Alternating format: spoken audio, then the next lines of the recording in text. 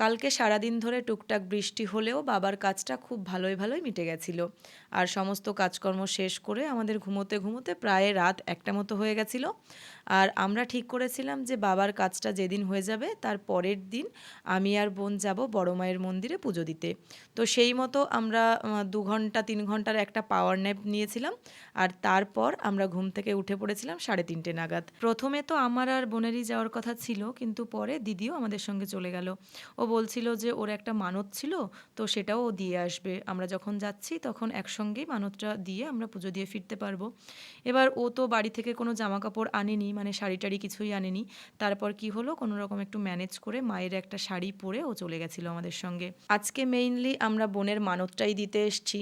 বাবার 1 বছরের কাজ যতদিন না হচ্ছিল ততদিন আমরা মানতটাকে দিতে পারছিলাম না, ওই জন্যই বাবার কাজ কমপ্লিট হওয়ার পরের দিনই আমরা চলে এসেছি।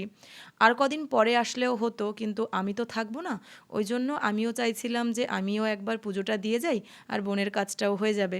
ওই জন্যই আমাদের আজকে এই বিজি শিডিউলের মধ্যে আসা। বাবা আমাদের কাছ থেকে চলে যাওয়ার পর যদি কারো জীবনে সব থেকে বেশি প্রভাব পড়ে তাহলে এই মেয়েটার জীবনেই পড়েছিল। তো বাবা চলে যাওয়ার প্রায় 1 বছর পর এই মেয়েটা একটু স্বস্তি ফিরে পেয়েছে। তো তার জন্যই মায়ের কাছে আসা, মায়ের আশীর্বাদ নিয়ে আবার এগিয়ে যাওয়ার কথাও ভাবছে। প্রিভিয়াস একটা ভিডিওতে আমি তোমাদের বলেছিলাম যে আমার বোনের একটা গভর্নমেন্ট জব হয়ে গেছে, আর সেখানে তোমরা অনেকেই কমেন্টে জিজ্ঞেস করেছিলে যে দিদির কি জব হয়ে গেছে। তো ও এখন পোস্ট অফিসের বিপিএম পোস্টে আছে।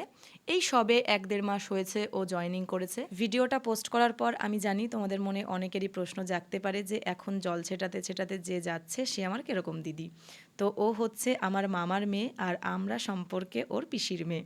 তো বলে দিলাম আগে থেকেই, আর কমেন্ট করবে না কিন্তু কিরকম দিদি। আসলে আমারই দোষ, আমি না তোমাদের ক্লিয়ার করে বলি না যে আমার কেমন দিদি কী দিদি, ওই জন্যই তোমরা বুঝতে পারো না। তবে এবার থেকে আমি সমস্ত কিছু ক্লিয়ার করে বলবো যে আমার কে কেমন দাদা বা কে কেমন দিদি, কেমন। আর জানো তো, মাকে দেখলেই কেমন যেন মনে হয় মায়ের কাছে সমস্ত সমস্যার সমাধান আছে। তো ওই জন্যই বারবার করে এখানে ছুটে আসি। পুজো আমাদের দেওয়া হয়ে গেছে, আর মায়ের কাছে আমাদের আবারও ফিরে আসতে হবে বারবার করে, কারণ মাই আমাদের ভরসা। তো চলো, আজকে আসছি, দেখা হচ্ছে কাল। ততক্ষণে তোমরা খুব ভালো থেকো। বাই।